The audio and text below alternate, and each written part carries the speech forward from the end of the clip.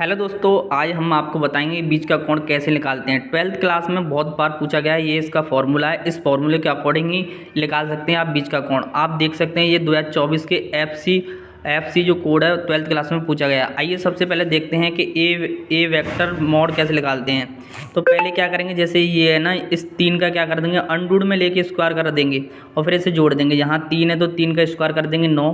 मैं डायरेक्ट कर रहा हूँ। 2 का स्क्वायर कर देंगे 4। 1 का स्क्वायर कर देंगे 1। प्लस माइनस से कुछ मतलब नहीं है। 9 4 कितना हो गया 13 और 1 अंडूड में कितना हो गया 14।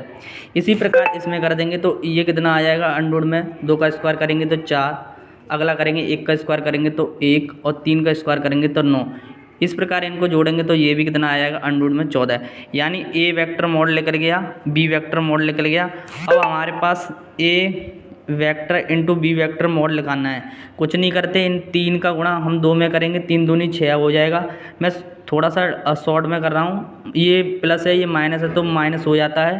तो यहाँ देखो 2 का गुणा 1 में करेंगे, कुछ नहीं है तो 1 मान लेते हैं, ये हो जाएगा। और 1 का गुणा 3 में करेंगे तो 3 हो जाएगा। इसमें से 6 और 3 9, 9 में से 2 जाएंगे तो 7। यानी ए वेक्टर इंटू मोड 7 लग गया। अब इस फॉर्मूले में लगा देंगे। A vector into B vector mod कितना आया था हमारा 7, तो यहाँ पे 7 लिख देंगे। और नीचे कितना था, ए वेक्टर मोड कितना था 14 और बी वेक्टर मोड कितना था 14। तो अंडूड में ये 14, अंडूड में ये 14 हो जाएंगे और ये 7 की 7 रहेगी और 14 अंडूड अंडूड 14 14 होता है। यहाँ पे cos थीटा लिख लेंगे। cos थीटा बराबर क्या आ जाएगा, ये कट जाएगा 7 एकम 7 और 7 एकम 7 7 दूनी 14। तो कितना आ जाएगा ये 1/2।